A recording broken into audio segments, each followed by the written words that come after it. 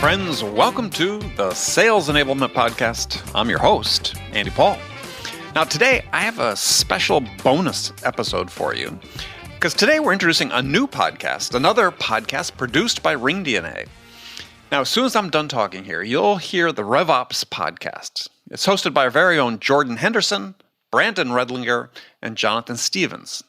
So you might be asking yourself, why a podcast on revenue operations or RevOps? Well, more and more companies are embracing revenue operations as the answer to misaligned sales processes, people, and data that can lead to really significant inefficiencies. However, many people still have critical questions about RevOps. I mean, what processes and tools do I need? How do I structure my team? How do I measure outcomes across sales, marketing, and customer success? And what are some of the best practices for doing that? Well, your hosts will deliver unfiltered, thought-provoking discussions and actionable takeaways on every episode about the ideas, the processes, and technology changing the B2B landscape with revenue operations. All right, let's jump into it.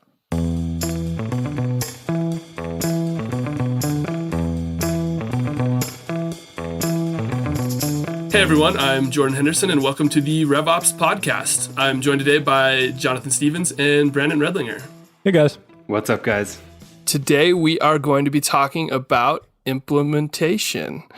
So we always got to start out. I know a lot of people know what implementation is. I know most of our listeners will probably know what implementation is, but I think we always have to start out by defining the thing because everybody uses different words differently, especially in tech. Jonathan and I have argued extensively this week about the phrase BDR versus SDR extensively. Like an hour-long argument about BDR versus SDR. So is that why you have the black eye? Yeah. It got a little heated. Definitions, very important in revenue operations, in tech in general. So, implementation. Broadly speaking, software or product implementation is something that typically occurs in the post-sales process and is, actually just deploying the thing that the customer purchased. This typically involves things like making sure that the product will operate properly in its environment, that it's installed and configured appropriately, it's working properly, it's interacting with other tools well, and that it's actually integrated well. And that all users are trained and able to access it. That's probably the key thing, trained and able to access. Essentially, implementation is the kickoff of you fulfilling your obligations under the contract that you signed, which is to provide them with software that solves the problem that they bought your software to solve. That's it. Everybody have thoughts on that definition of implementation? It's quite a long definition, but it's setting your customers up so that they can succeed, so that they can use the software like you promised it to them. Totally. And that's the biggest thing, right? Like that's the thing. That's probably the most important thing. It's not just that they can use the product, so that they can use it in the way that solves the problem that you promised them that you would help them solve, right? Exactly. Like how many times in a demo do you see this nice, sexy dashboard with all these charts, and then all of a sudden it's like, all right, great, you have the software now, and they're like, wait, how the hell do I make that dashboard then? And It's nothing like what they demoed you. Totally. And so sort of segueing into this, the way most companies handle implementation is they have people whose sole role is implementation. There's somebody's title is like implementation manager, implementation and training manager, whatever that is. Sometimes it's an SE, sales engineer for everybody. But typically that person comes in maybe towards the end of the deal, right before it closes, typically probably right after it closes. They map out, here's what's important to the customer, here's all the steps we're going to take. Week 1, we're going to do this. Week 2, we're going to do this, all the way through to the point where they can say this person is fully running, using the product, everybody's got access and trained, et cetera, et cetera. Usually takes, depending on complexity, some products are 6 months, some are, 8 weeks, and some tools can be implemented in days. Honestly, some you don't even need this, but that's kind of broadly speaking how most companies do it. I think. Every company I've been at has had some version of that. How about you guys? Yeah, exactly, 100%. Yep. Cool. Jonathan, so talkative per usual. I know. So then this comes in. So like obviously I'm revenue operations. I work super closely with the CS team, and the CS universe kind of is heavily involved with implementations. We have an implementation manager team that I work very closely with. So it makes a lot of sense for me to talk about implementation. You guys, product marketing and marketing operations. Implementation isn't even in sales, right? It's post sales. We're talking like we've always talked about sales stuff. We're talking post sales today. So Brandon, tell me why implementation is important to product marketing, and tell me more about it. Tell me your thoughts on implementation. 100%. So it came up this week because some of a person on our implementation team came to me and said, "Hey, can you help me out with these slides?" And that's exactly what I want too, right? Because like his skill set is not putting together slides that look nice for customers. His skill set is actually, how do I get this done? Like, how do I actually make sure our customers, like the information is in the implementation deck and it's clear? We won't say his name, but I'm totally going to send him this clip someday so he knows that you insulted his skills, just so you know. Yeah, but like this is the case at like pretty much every company I've been at, right? Like I was at one company and the implementation deck that they sent over that they regularly send to customers, which is a spreadsheet, misformatted, not even the right colors. Like it was the ugliest thing ever. And it's like, if you send this deck to our customers, it makes us look like a tiny ass company, right? Totally. It makes us look very immature. So that's why when your guy came to me and said, can you help me with this deck? I was like, yes, thank you. Like, that's exactly what I want you guys to do. Like, he knows that it needs to be spruced up a little bit from marketing. And 1,000%. Right, exactly. And that way I can make sure that like the right colors are used, the logo lockup is used in the right way. I can even make sure that, some companies care about this stuff a lot. Like, the font is used correctly. I've been at big companies where, like, you are not allowed to use a different font, and sales has no idea what the different fonts are. It's just like they're all the same to me, right? Yeah. Some marketing teams are pretty anal about that, and right, like they spent probably even more, hundreds of thousands of dollars on doing the research and finding the most perfect font, and then purchasing that font, and then some implementation managers using Times New Roman, throwing it out exactly, there. Right? In a Word doc. Yeah. Exactly. So it just, like, getting product marketing involved can, one, make sure that everything looks professional, and two, just make sure you're on brand. Because we also have a style guide here that we recently rolled out that is very important. And it's just saying, how do I say these certain things? What voice are we using? And even down to like, what are we using, APA, or what are we actually using for our style guide for universally across the company?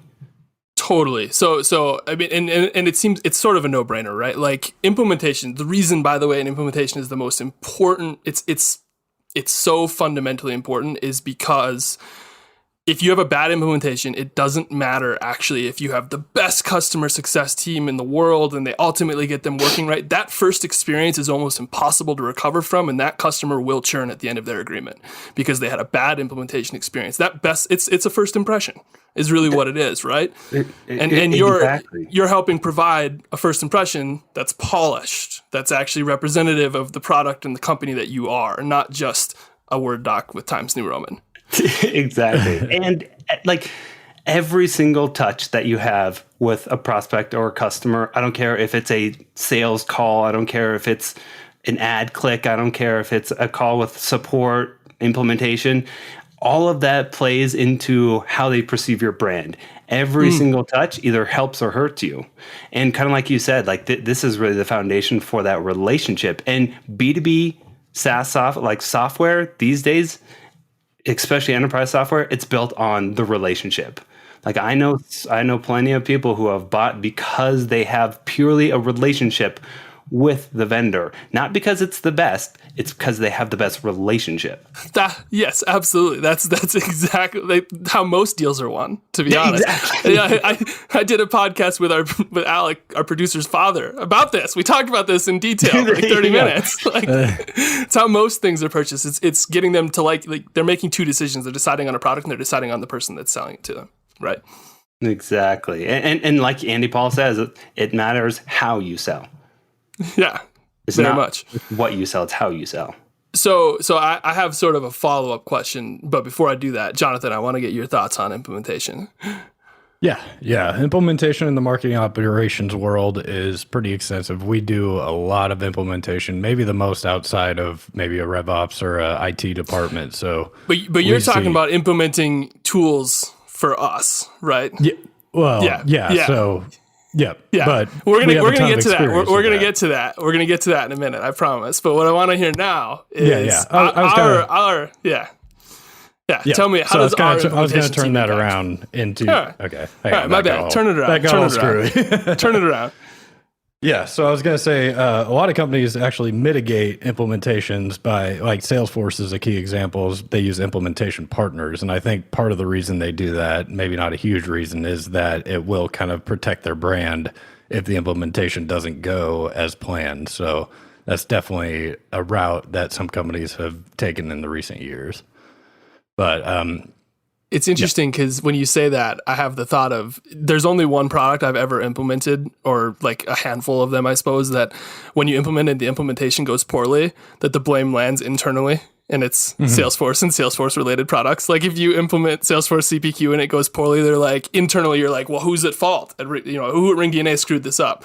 Every other software product in the world, they're like, oh, well, that company didn't do it well. It's internal. So you're right. Anyway, sorry, go on.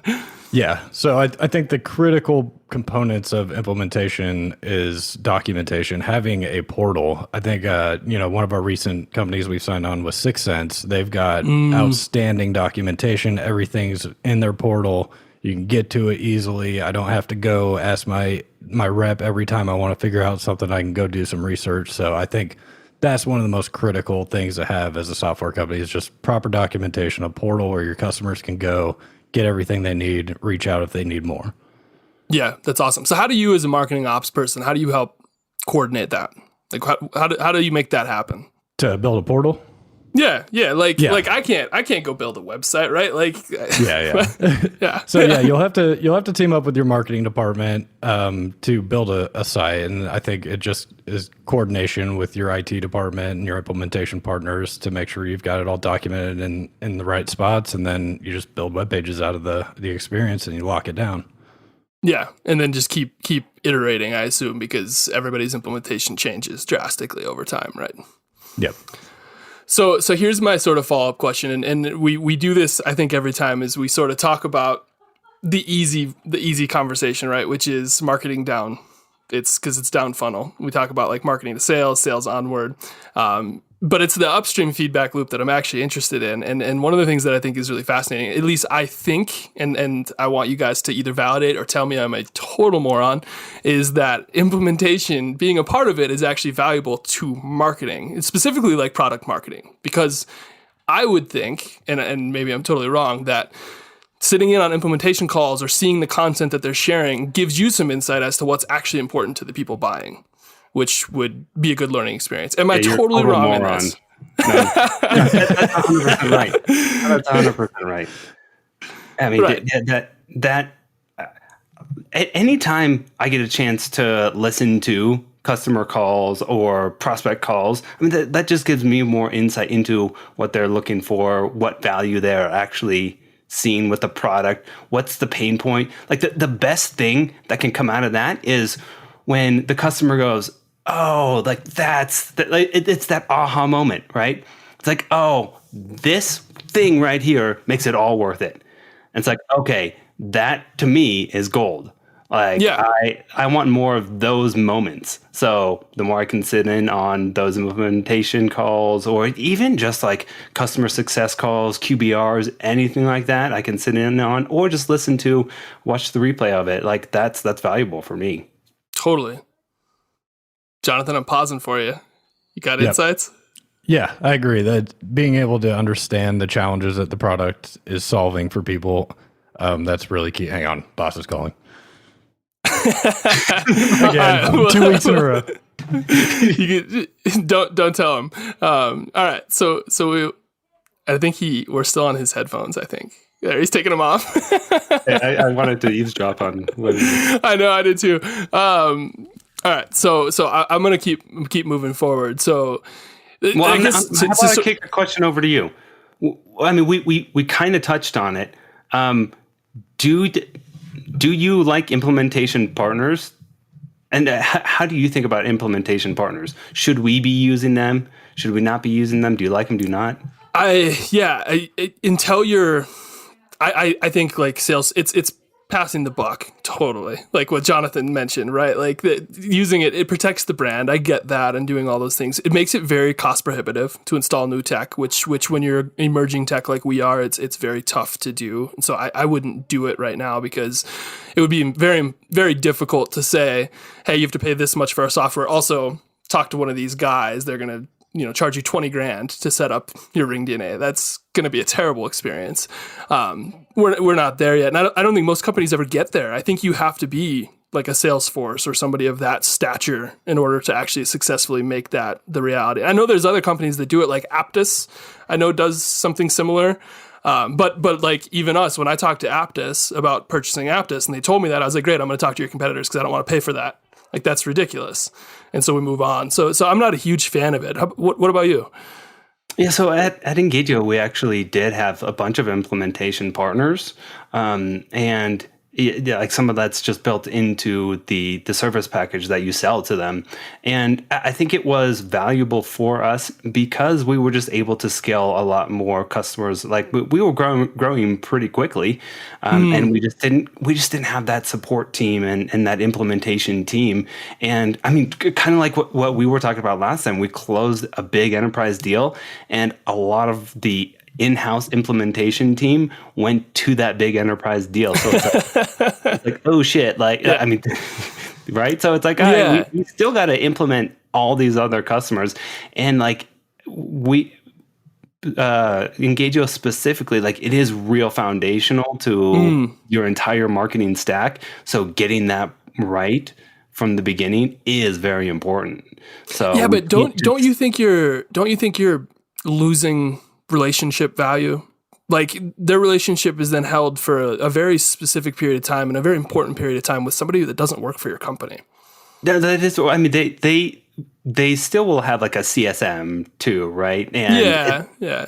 Right. So they are managing that account, but just for that implementation period where it is a lot more involved, where you do need like, daily hand holding.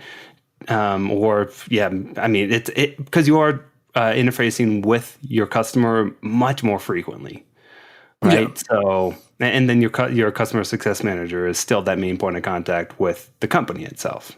Yeah, that makes sense. I mean, I still, well, I mean, I think you have to be a certain size. Even Engagio is a relatively decent size to be able to do that, right? Because first of all, you have to have enough new business in order to support an agency that's going to do this, right? Totally, like, exactly. They have to be able to make their money. And I could see pluses and negatives. I've worked at companies that have done it. I liked, by the way, the best version of it for me at a company I've been at was essentially we sold a platform that you could implement yourself. You didn't necessarily have to hire somebody like that. It was going to be slower, and you'd have to like learn some things, and there was resources and all of that. Or you could hire one of these partners who would do it. And we had some resources internally that helped too, but typically it was one or the other. And I liked that a lot because it didn't slow down our enterprise deal cycle, because if you were an enterprise customer, you could totally do it yourself, and that's fine. But our really big deals, we had dedicated partners that could come in and help out, which was super important. Yeah. And they do help close deals sometimes, which is kind of fascinating. They bring in business. They totally help you close things. Yeah. Cool. Jonathan is back. Are you just in time too? All right. Is he? Sorry about that.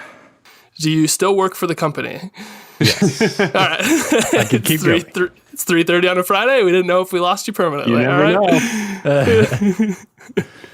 Yeah, we had integration go down, so working through that. Nice. Speaking of integrations, but it's not on our end.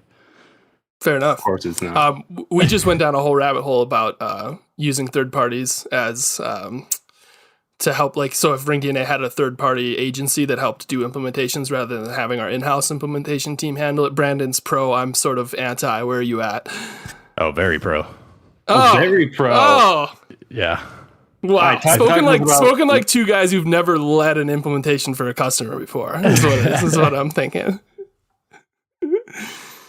Yeah, I mean, there's give and takes. Like it depends on what you're implementing, but I think if you have the right implementation team, you're going to have a company of kind of rock star tech people, whereas like a company maybe doesn't have the budget to have as many rock star. It's the same reason like you have marketing agencies. Is, you know, you just can augment a lot easier with a company than you can hiring all these people. So do you think it has full-time. as much to do with, it probably has as much to do with the customer who's ever buying you than it does your company itself, right? Mm-hmm. Yep. There you go. But I still, I've been going back to the same point, and you were gone when I talked about it. I think you lose so much relationship value. Like, I really do. I think, like, think about 6 Sense. We just purchased 6 Sense the past 4 or 5 months. The implementation experience has been really, really good. Like, props off to them. If Julian ever listens to this and anybody else on that team, it's been an awesome experience. One of the best that I've had with any tool. And it's actually quite a complex tool. Cigar did a great job with us. It's been good. I know all their names. I'm so confident in their tool. I'm like, that team is great to me because they did that so well, right? And if they had signed a contract with us and then they were like, hey, here's widget company XYZ to implement you, and the widget company did a great job, I wouldn't even know Julian's name because we wouldn't even be there, right? And we wouldn't have that relationship, and I wouldn't love that platform or that company as much as I do, which that's the missed opportunity, right? So Julian was the implementation... Just the implementation specialist? No, she was our sales leader, but she kind of like led that too. And they had Cigar as our implementation specialist, and he did like all of our data mapping, and like, I mean, there was a team of like 5 people involved, and we paid for implementation. Like it wasn't a free implementation, but like it was an awesome experience. And I would totally, anybody who asks, I would say, pay them for the implementation. It's great. Like, you're going to need it. Right. And so now I'm just wondering, like, if then Julian, like, you know, she's just the specialist who implements, and then you don't hear from her again, does that matter? I think it's the same reason Jonathan mentioned earlier that Salesforce outsources theirs, it protects their company brand, right? They have such a reputable brand, is that you can also enhance your company brand by doing a great job, regardless of who's doing it, whether it's the CSM or the salesperson or an implementation manager. Like, there is a benefit. Like, also, you can tank it for sure. And we've talked about that. You can tank the whole customer relationship and they'll hate you forever. And your G2 will go down because they'll be super upset at you, right? But like, it is there as much, it's risk reward. And I think particular companies of our size or even, you know, slightly larger, for me at least, the reward is there to like go do a great job at this and increase lifetime value, increase upsell, like do all those things. And actually, we need people to sing our praises more now than we will someday when we're $1 billion company, because we're young. We need people to know who we are, right? It's true. What's your rebuttal? That was a long way of saying I disagree. Yeah, I mean, I can see it from both ends. It's not like I'm like all in on one way or the other. I don't know. You were pretty. I think it was strongly pro. Alec, can we get a feedback on what that response was? I think the quote was very pro. Very pro, I believe. Very pro. Very pro. But that doesn't mean I can't see benefits of not going the implementation partner route. But I think there's a lot of benefits to doing the implementation partner. But it also just depends on your business, your product. There's a lot of variables at play. Totally. So we landed on the back to the thing that we often land on, which it depends. It depends. Well, hats off to 6 Sense. Yeah, I mean, that was a good one. We've lost any of my former colleagues who were listening to this episode. Well, now they know that they need to compete because 6 Sense is doing a great job. There you go. Right now. Yeah. They are. Yeah. So, all right, cool. So I'm going to move on. There's a question that I want to ask, and I want want you to both do your best to stay calm when I ask this very, very exciting question. Jonathan, I'm going to start with you first, and remember, deep breath, little before you go. Tell me about a time when you had a really bad implementation experience. Oh no, I've had a handful, but I'd say the most recent one that comes to memory is... You don't have to say the company name. You don't have to say the company name. You can. I don't really care. But No, and I have friends there, and they have people that work there who are great. So like, I don't want to throw anybody under the bus like that. But yeah, as far as we were implementing a product, a marketing automation platform, and we brought in an implementation partner to come in and kind of help augment the work. And we kind of found in the middle of the implementation that they had no experience integrating the marketing automation platform with Salesforce. So they were complete experts in the platform, but then when you had to connect it to Salesforce and work with sales reps and, pass data back and forth, they kind of left me to figure it out on my own. So ended up implementing 2 business units of Pardot, 6 business units of Marketing Cloud, pretty much all on my own. Nice. So that was rough. Did they learn anything in the process about implementing on Salesforce? That feels like a really fundamental thing for most software companies. So I don't think so, because I actually have a former colleague who moved on to another company who's actually been reaching out recently, who used the same implementation partner, and now they're kind of reaching out to get me to kind of help them with an advisory role as far as implementing the product. So, well, you know how I feel about advisory roles, so yeah, it's not very pro. Just so the listeners know, it's not very pro. But yeah, that was definitely I think overall it was great, because then I was just able to get in and get a lot of experience and figure that stuff out and have a deeper understanding of the Salesforce objects and learned a little SQL in the process. So I think it was great, I'm a little like upset that you're turning this into a positive for yourself. Like this was fired up. This isn't a job interview, Jonathan. Like, you should tell me. I'm so much better now. And what I did, how I overcome that obstacle. Like, no, I don't. No, tell me how terrible it was and what they screwed up. And I want to hear deep details of how awful they are as people and company and software product. Did you ever get the platform working? Oh yeah. It was definitely working great. It was a little bit of an aha moment. It was like, okay, I'm going to have to figure this out. So a lot of late nights were spent, a lot of all-nighters were spent just implementing, because we were also at the time upgrading to Salesforce Lightning from Classic at the exact same time, and reworking, moving off of person accounts into the standard account model. So we had to migrate and kind of move over all at the same time. So it was messy, but all of our listeners, stop doing that. All of our listeners. I mean, I'm so much worse off now.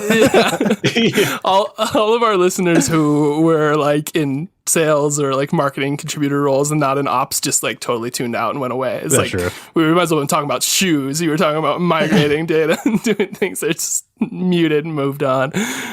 This is a RevOps podcast, after all. Yeah, it is. There'll be some sales ops people that'll be like, oh, yeah, that's a tough migration. Oh, yeah, I feel you. I wish I could learn some SQL. Yeah. So, Jonathan, what did you learn about how to choose the right implementation partner? Oh, that's a great question. Yeah, that's what I'm here that's for. A good question. I think. Actually, no, that's your job, Jordan. When is the last? You've asked 2 questions in 4 episodes. You're not doing a very good job. You're right. Yeah, I think just doing a little more vetting up front. I mean, we did do a great job. We vetted 5 different implementation partners before we landed on the one. I think we ended up landing on the one because they were pretty local to us, and we thought there'd be a lot of benefits that they could come into our office and kind of be with us while we're kind of implementing and help us train. And I think we kind of got a little too stuck on the fact that they were local. I think would probably be the biggest thing that ended up happening. I do want to point out that if you throw their name out there, they'll probably reach out to us, try to offer us some free software or something. I'm just saying. All right. Well, I can't bait you into it. All right. Cool. Brandon, same question. bad implementation experience? Hit us with it. Yeah, the worst experience was just not delivering what they promised. So we did not use an implementation partner or any third party to help implement. It was a marketing software, but it was they sold this big shiny package, and then some of the very specific features, they didn't tell us it was actually not included in the base package. So I'm trying to set this up, and they're like, oh yeah, that's an extra $5,000. I was like, what the hell are you talking about? Oh, and then this other thing, it's another $5,000. It's like, wait, you nowhere did you mention any of this. Can I ask if it's a certain company, and then you'll answer yes if it is? Sure. I think I know who it is. Marketo? It is not Marketo. Okay. That was going to be a big name to drop for a terrible process. I hear that feedback about Marketo all the time. I don't know if they changed it recently. That was last time I heard that was like probably 4 or 5 years ago. But so upcharging you on every step of the way, essentially. Exactly. Every single little feature. That's the biggest thing. It's like, I'm like, know what I'm buying you for. I told you exactly why, like the things that matter to me. Mm-hmm. You led me to believe that this was all included. And then now you're upselling me on this? Bullshit. And can I actually circle this all the way back to the start, which is, the best way to solve that is to make sure they provide you a super detailed implementation plan that your marketing team should help put together so it's polished and professional and lends confidence. Literally back to the first thing we talked about. Exactly. And that's what I do now. I learned my lesson. That was a hard lesson to learn, because now I look like a complete idiot in front of my boss. I got to go fight for more budget now. It's like, I need 10 grand more. Yeah, exactly. Yeah, it's like, it's not no way. Feeling. And of course, now, I almost really do want to just drop their name, but anytime someone comes to me and is like, hey, I'm looking at this company, I'm like, nope, never go with them. Never go with them. And it's kind of back to one of the things that we were saying too. It's about the relationship. They completely, they care about money more than the relationship, right? And now I know for a fact, and it prides me, that I have prevented a lot of friends and colleagues from purchasing their software. I don't understand why you're not saying the name. You could prevent so many more. So many more. Huh? My only goal is to get somebody to throw a company under the bus. I don't know if you guys knew that about this question. Yeah, I've had a few experiences like Marketing Cloud's another company that kind of has that, and I think part of it is just the way they build the product. Name. There's a name for you. Yep, there's a name. But Marketing Cloud. Part of it is like how a product is built. Like if you're servicing things that make it look like you purchased it and it's part of your package, then that's kind of confusing to the end user. So I think having visual cues that you need to pay for this if you want to be able to use it. It's an add-on. It's not part of the base package. I think that helps a lot because, if you go through an implementation and then realize, oh, I need to pay 5-10 grand more, that's not a good feeling, and you're going to look bad with your leadership. Yeah, totally. I mean, there's a thing here too, which because I had an experience once, and it's the reason I'm actually pretty passionate about implementations, and you guys both know this, and some of the people that listen to this will probably, I've actually implemented a lot of people, and especially with some of our packages, I do trainings and stuff because I use them very heavily internally. I had a product I bought years ago where they basically, after we signed the contract, they started sending me videos. And there was this video library that tracked when you watched videos, and they wouldn't install the product until I watched all the videos. They absolutely refused. And it was 22 hours of videos. What? It was absolutely insane. And I was furious the whole time. And so I legitimately, and they stopped after each 20 minutes. You had to click on the next one and hit play. So you couldn't just hit play and walk away. You actually had to pay attention to these terrible, stupid videos. Oh, no. And I would email them I need to get can we get the meeting scheduled to get this installed? And they would be oh, we just checked. You're only at hour 14 of 22. You can't do it yet. And ultimately, honestly, this went on for 3 weeks. And at the end of 3 weeks, I was okay, we're 3 weeks into the contract. You haven't installed it yet. By the way, contractually, we bought a software product that you haven't provided us. We're not paying you. because you haven't provided, like, it's like me buying a Snickers bar and then the guy at the counter not handing me the Snickers bar. Like, it doesn't work. I'm not paying for that, right? We need you to watch some commercials first. Read the label. Like, there's this video on how to eat a Snickers properly that you need to, but like, it's a terrible experience. And you do, by the way, you have an obligation, and that's why I kind of worked the contract thing into the definition of implementation. You have an obligation to provide them a software product because you sold them a software product. They're paying you for a software product. Like, you can't then not give it to them. And implementation is you handing them the candy bar, right? And so, anyways, that's my. Are you going to call that one out? I'm Which not. company was that? I'm not. I don't even know if they exist anymore. It's been like 5 or 6 years.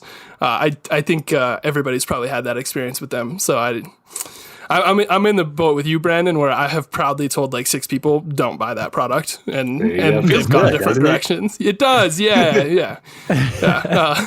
So I think I usually phrase it as like, unless you want to replace Netflix with training videos for the next 30 days, don't buy that product. All right.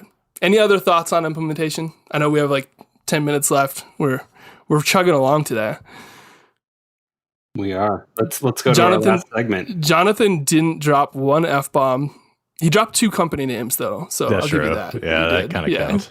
You didn't say F that company though, which I was waiting for. No, all the ones I've called out are good companies. Just that's true. Like, Marketing Cloud's a great it. product. Like, it's just yeah. They had some gotchas. Every product's got some gotchas. All right, so the final segment, per usual, this week on LinkedIn. This one is sort of, well, not even tenuously related to the discussion we're having. It's not at all related to implementations, so brace yourselves. This week on LinkedIn, the message I got was, professional development as a revenue operations leader is hard. I have people on multiple teams with multiple focuses. How can I make sure that they feel empowered to develop professionally? And I like this message because I feel this message. Like, I work with so many people, and I have people on different teams that I work with that are in sales ops, or like in marketing, or in finance, or in CS, or even in implementation. And people at companies will have different people in all those roles that report to them, even though they're working specifically in one of those verticals, right? And so, like, if you're a revenue operations person and you have a marketing operations person and a sales ops person and a CS ops person, how do you make sure that they're all getting the things that they need to professionally develop? It's tough. Thoughts? Totally. So I'm actually going to start with Jonathan, because he's a marketing ops guy who doesn't report to me but works super, super closely with me, and I try my best to help him wherever I can, like, feel like he's getting professionally developed. And I want to know, what could I do better? Throw me under the bus. Where does you begin? Yeah, I wouldn't say I have anything you could do better. I think there's just, I think the biggest thing is just making sure they're at the table. Make sure they're clued in when things are going on. Make sure they understand, what's happening in their world. Otherwise, they may be in the dark, and then they're getting pulled in at the last minute, and they're kind of playing catch up. So I think just keeping the alignment there, keeping a touch base, maybe having a biweekly or weekly touch base of the ops people would be a good way to do that. Nice. It's good advice. Because the thing that I sort of struggle with, and I'm assuming a lot of RevOps people do, right, is that if I'm doing my job well, I shouldn't be the best at any of those roles. Like, I shouldn't know more about sales ops than our sales ops person. I shouldn't know more about marketing ops than you. Like, I don't, right? Like, I shouldn't, because if I did, then that's a problem. Like, you guys should be the experts at your thing. So then how can I actually help you? Like, learn more about your role, or get better at your role, or expand into other roles? Because I'm not like the greatest at it, right? Yep. Yeah. So it's interesting, like, expanding it. So let me ask you this then, as a follow up to that. I know personally you like to get more involved with sales and like learn from sales pretty aggressively. You sit in sales trainings and that sort of stuff. Is that something you think is super valuable for like development as a marketing ops person? Absolutely. I think not only from development as a marketing ops person, but it's really beneficial even just for the hoorah moment of just saying, keeping motivation, like understanding that, you're putting wins on the board. Sometimes, especially in marketing ops, you're so in the weeds a lot of the times, just implementing products and, just building these journeys. You don't get to kind of see the benefits of the of the things, like you get to see the reports and all that, but just being able to hear the individual wins and things that sales are bringing across the finish line, it's so beneficial, and it keeps motivation. I think motivation is key because you want your employees to be happy. That's awesome. Yeah. I didn't even think about you getting to celebrate the wins with the sales team, because celebrating wins with the sales team is a fun time for sure. Yeah, it is. Cool. Brandon, what do you got? All right. So I do think like professional development, everyone should, like every manager out there should know what drives their people. Like, what are they motivated by? Where do they want to go? And that should be an ongoing conversation. So every month I like to have just a broader conversation with my people and say, like, how are things going? Has anything changed? Like take a step back. I don't want to talk about specific projects. I don't want a status update here. I want to know, how are you doing in your career? How are you doing professionally? Like, let's talk about some of these other things that are just like much more strategic, more career related. And I like to have that's scheduled every single month with all of my people. And that's really helping define like, what does it take for you to get to the next level? Right. So I think job levels are very important at companies and very defined for every single level, and people know exactly what they need to do to get to that next level. And then at the same time, I love it when someone comes to me and is like, I want to work on this other project too. Right. Like I had the senior brand copywriter here come to me and she's like, I want to learn a little bit more about product marketing. It's like, great. I think you would be great at that. Why don't you sit in on this meeting that I have with our head of product? And she sat in, she's like, okay, cool. Like this project that you guys are working on, I think I can do this thing. And as long as she is doing her everyday work well, then it's like, absolutely, you can take on another project that's outside of your scope. It's like letting people work on the projects that they really enjoy working on. It kind of like what Jonathan says, like when people are happy, when they are engaged, they're going to do great work.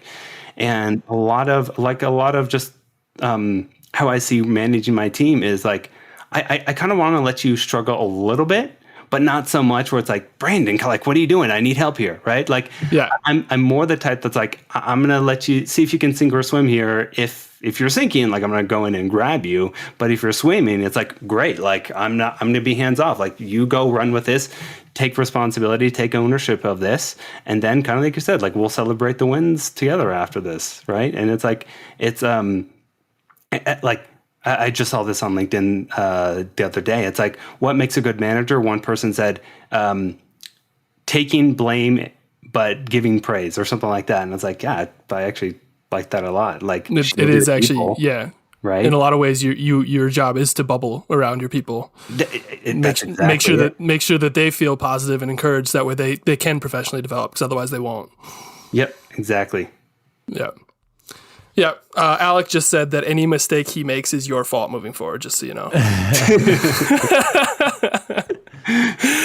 No, but I love the answer. And I think there's actually a piece of that I think is a big miss for most companies, which you both actually said it, like, Jonathan, you mentioned, like, going into sales and like how exciting it is to like learn those things and engage with the sales team and celebrate the wins, and how that helps you come back, feel positive and motivated to do your job more. Right. And Brandon, you sort of messaged it the same way, which is, ask them what they want to learn and then empower them to go into that. If it's like product, then sit in with the product, like, et cetera, et cetera.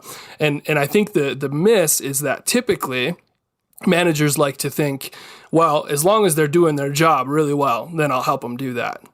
And I actually disagree with that, because I actually think there's a lot of times where somebody's not doing their job super well, and they're not doing it well because they're not motivated.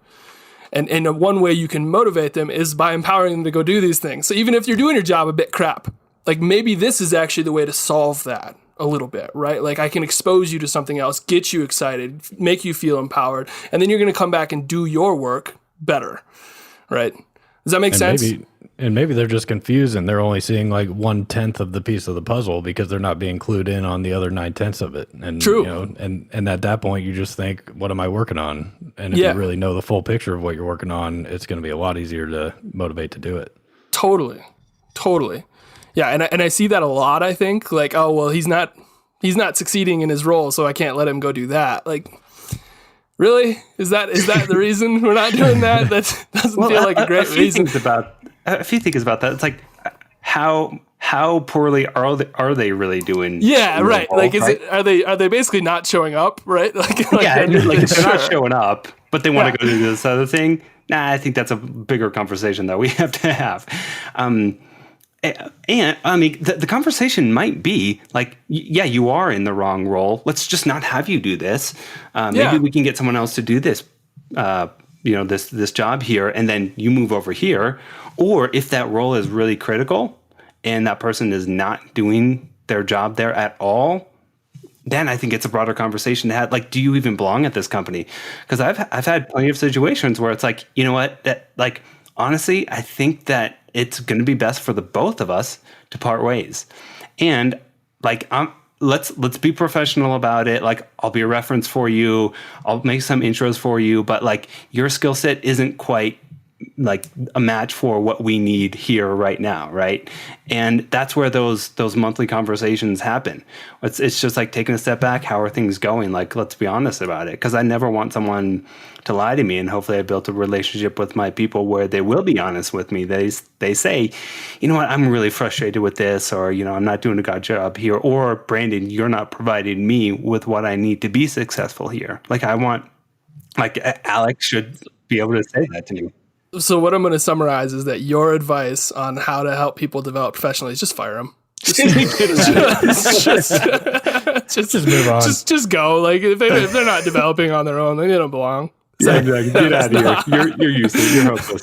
No, but you're totally right. Right. Like, all of it, again, it goes back to the answer to all questions is it depends. But to summarize in general, the answer, I think that we're all sort of dancing around here. And by the way, I gave a version of this answer, probably not as well polished as the three of us could come up with together, but is to actually have a relationship with your team, talk to them, ask them what they want to develop, how they want to develop, evaluate whether they're ready to do those things, and then sort of coordinate that. It's not actually like your job to coach them always on what they're doing. If it's a marketing op person who wants to be in sales, connect them with the VP of sales, make sure they have a relationship, make sure they're in meetings. If it's a sales ops person that wants to be in marketing, connect them with the product marketing guy and make sure he's in those meetings and having conversations, right? Like, it's coordinating and facilitating those things in a way that makes them feel like they're learning the things that they want to learn, so that then they feel more motivated to come back and work harder on other things. Is that sort of an accurate summary of where we're at? And if all of that is wrong, then Brandon says fire them. So Brandon will fire you.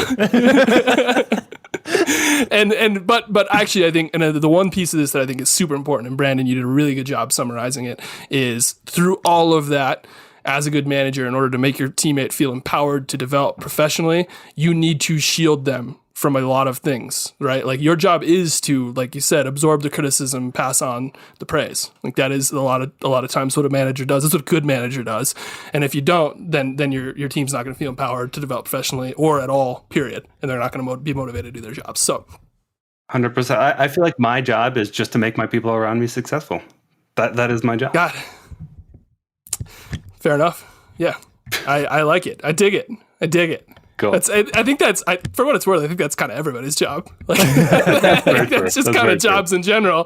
Like, there's, sure. I mean, individual contributors, they're still like helping other people be successful. But yeah, so cool. All right. Is everybody happy with that segue? Are we good? We summarized that. I feel like that was a good LinkedIn call out for the week. Cool. So I feel like this one went long. We got heated on this one. Maybe a little. Jonathan got a little bit more heated than he usually gets. I know, but he took a phone call in the middle of a podcast. I just want to point that out. It's true. When your boss calls, you pick it up, okay? I mean, last week we had your attention. We're losing you, apparently. Cool. So we can cut that out if we need to. Per usual, everybody who's tuning in, send us your messages on LinkedIn and wherever, email, whatever. We'll make sure everybody has our contact information. That way we can use your messages in next week. Thanks for listening, and we will look forward to the next week. Thanks, guys. Thanks, guys. Bye. Okay, friends, that's it for this episode. First of all, I want to thank you for taking the time to listen. As always, I'm so grateful for your support of the show. And I want to thank my, I guess, call them guest hosts, Jordan Henderson, Brandon Redlinger and Jonathan Stevens for sharing their insights about RevOps with us today. If you enjoyed their podcast, please subscribe to it on iTunes, Spotify, or wherever you listen to podcasts. And you can do all that on your phone in less than a minute as soon as this episode is over. So thank you for your help with that.